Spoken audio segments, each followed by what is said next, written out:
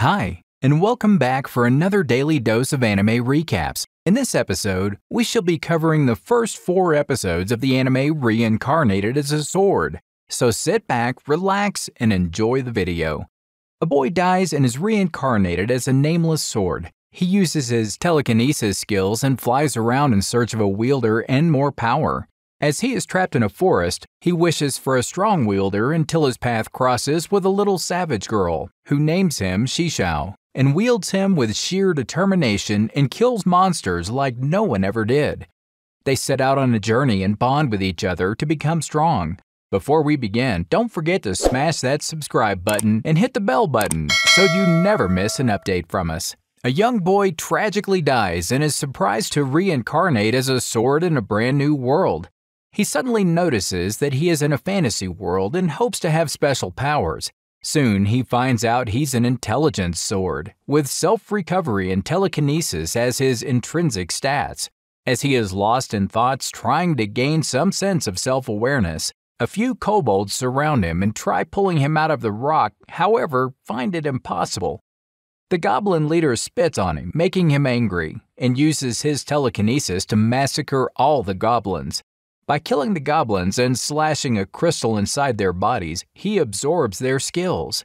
When he thinks about his newly acquired stats, he hears an unknown voice that guides him to use his skills, which he now understands more deeply, to enhance his power. After learning new things about his stats, he wants a wielder and sets his eyes on fighting other monsters to absorb new skills. Somewhere in the woods, a cruel man is traveling with his slaves, who have slavery collars around their necks and hands. Among the slaves is a little girl of the black cat species, and the cruel man hits her with a stone for her little mistake. The little cat girl hates this and wants to become strong. She moves her hands to the sky and prays to achieve strength.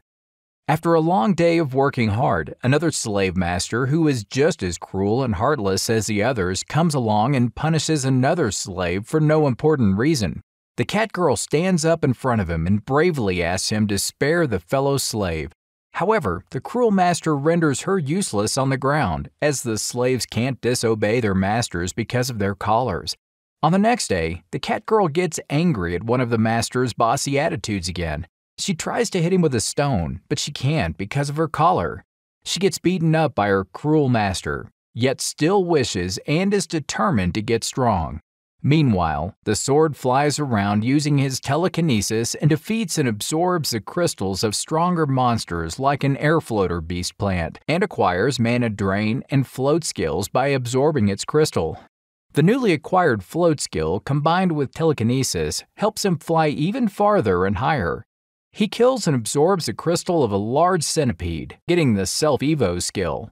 This lets him increase other base skills. Next, he finds a goblin party and destroys their king. He then focuses on a goblin mage and gets fire magic by absorbing its crystal. He then bravely fights a lesser wyvern and gets broken while defeating it. However, he recovers by using his self-recovery. He moves from Area 1 to Area 4 and clears out all the way. In the south of Area 5, he battles a tough slime monster named Glutton Slime King and faces some resistance. After making use of his bestiary and pinpointing the location of Slime King's crystal, he kills and absorbs his crystal with the help of his Shuntinsatsu, which is obtained by combining his telecatapult skill with wind shooter magic. After defeating the monster, he becomes even stronger and gains the ability to instantly regenerate by using a certain amount of mana. He stores the dead remains of Slime King in his dimensional pocket and defeats Doppelsnake of the East and gets the ability of Doppelganger. Afterwards, he defeats Blast Tortoise of the North to absorb its crystal and gains air compression and air cannon skills. After that, he moves to the west and fights Tyrant Saber Tiger, who appears to be insanely strong until he discovers his weakness for poison resistance by using 15 Self-Evo points. He keeps attacking the saber tiger with poisonous attacks for hours and eventually brings it down and obtains even more strength.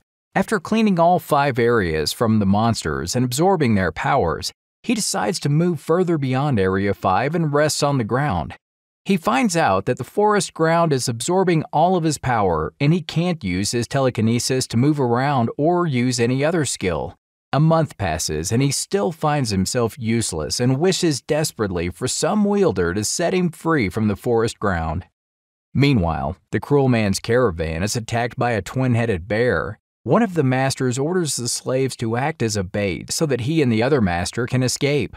However, he is killed alongside a lot of slaves by the bear. This leads to deactivation of the catgirl collar.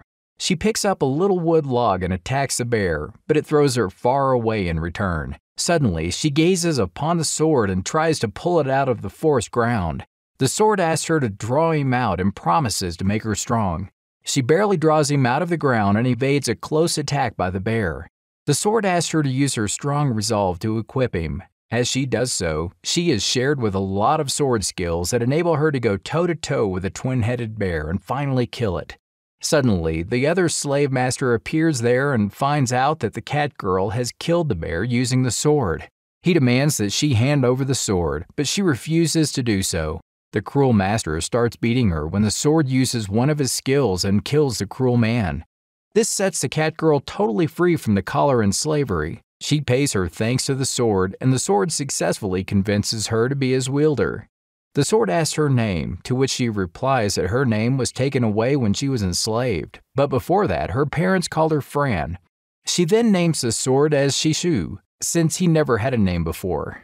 It is revealed that Fran's species has never been able to evolve and is one of the weakest. Fran quickly learns the sword skills and kills some monsters in the forest when she hears something.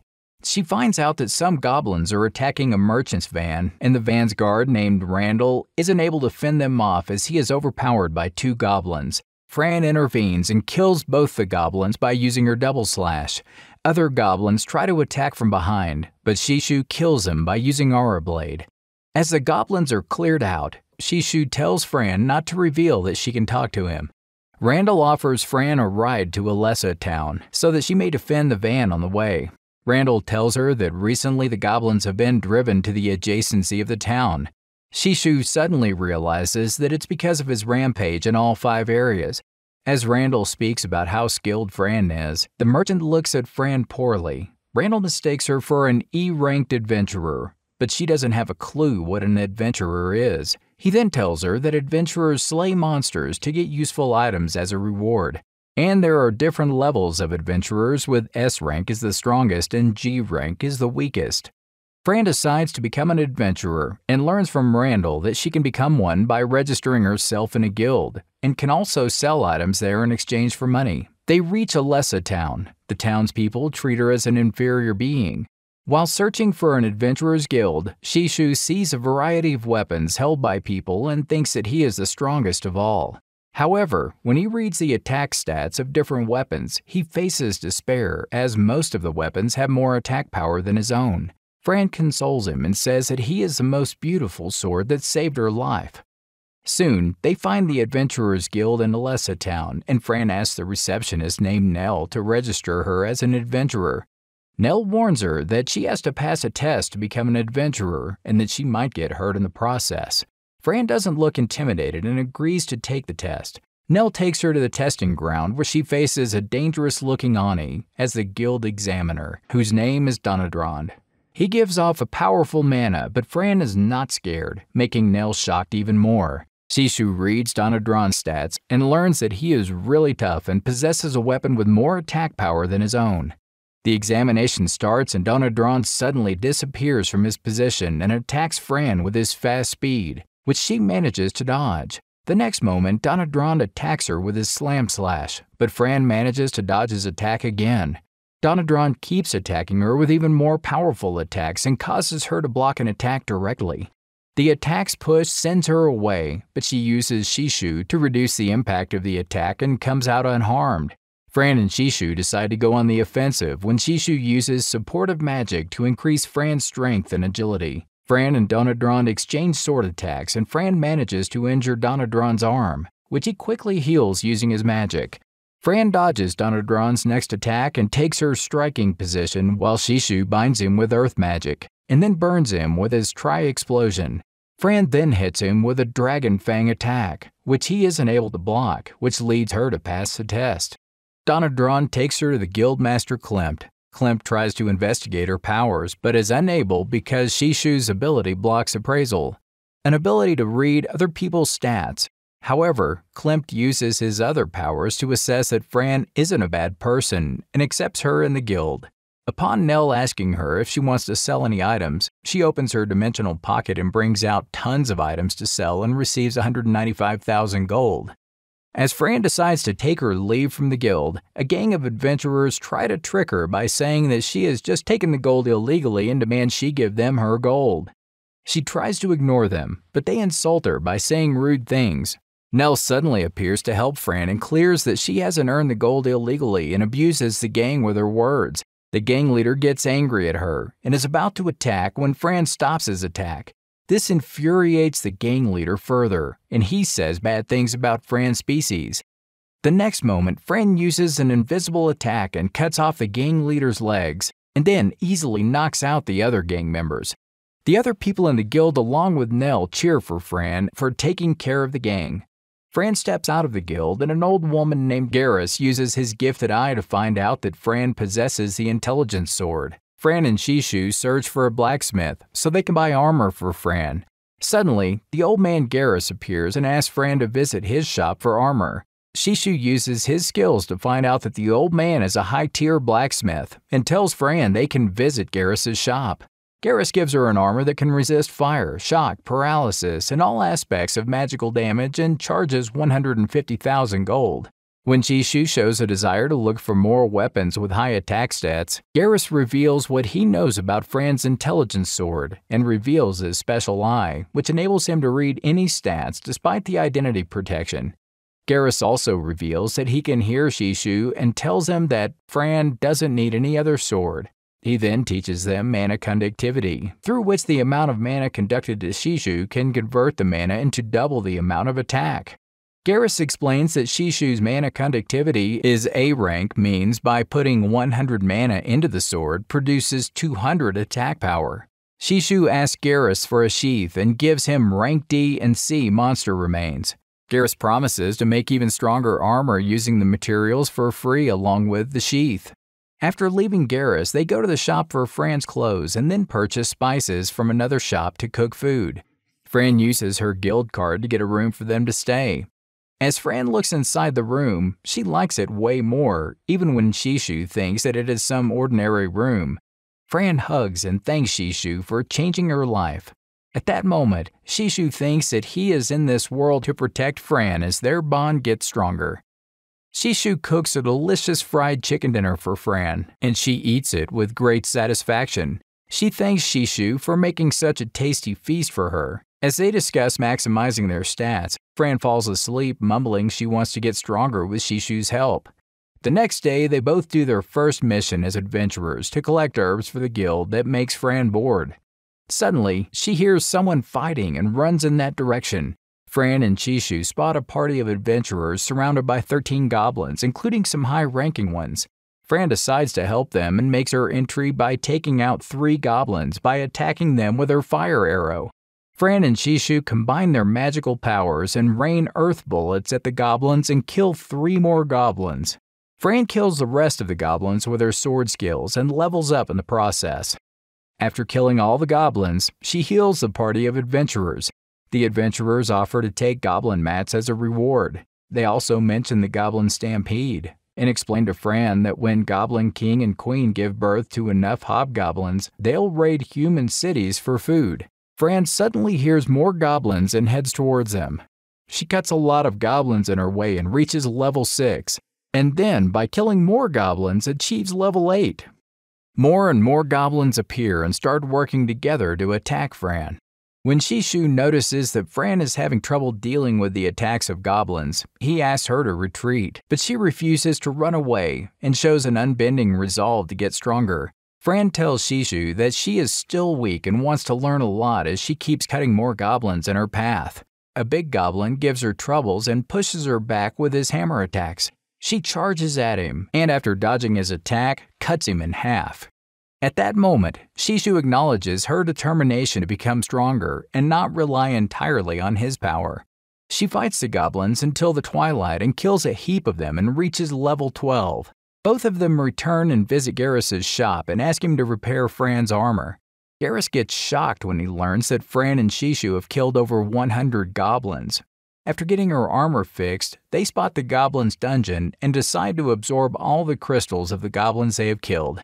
Suddenly, a party of adventurers appears there and finds out that Fran has killed all the goblins by herself.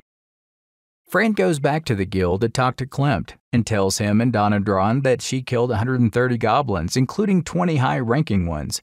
Upon being asked about the details, Klimt and Donadron think that the dangerous goblin stampede is upon them. Klimt issues an urgent call to every adventurer who is ranked F or higher and promotes Fran from rank G to F, so she can help them clear out the goblin dungeon. At night, Shishu finds out that Fran has attained the title of Goblin Killer that can be obtained after killing 100 goblins. Soon he notices that Fran looks tired and wants Shishu to take a bath with her. She forcefully takes Shishu and cleans him while taking a bath. The next day, they visit Garrus, who gives them a sheath for Shishu, which makes him very happy. Fran goes to hunt the Goblin Dungeon along with an adventurer party led by Donadron. Donadron tells everyone that their primary goal is to kill Goblin King and Queen to stop Goblin Stampede. Before he finishes, the party is attacked by goblins that kill some adventurers and cause them to scatter. Fran charges towards the goblins to reach the mouth of the dungeon. But the goblins don't attack her in the way as they are now afraid of her because of her title Goblin Killer. With a lot of adventurers and goblins in her path, she ends up using Air Leap, a skill that Shishu obtained from Tyrant Saber Tiger that surprises the other adventurers a great deal. After getting close enough to the dragon, Shishu uses the magical Tri-Explosion to burn many goblins, followed by Fran's Sonic Wave, which clears the dungeon's mouth. More goblins appear at the dungeon entrance, and Shishu and Fran use their joint attacks to finish off the newly appeared group of goblins with high-level magic Fire Blast. As the dungeon mouth is cleared, Fran charges ahead and enters the dungeon to take out the Goblin King and the Queen.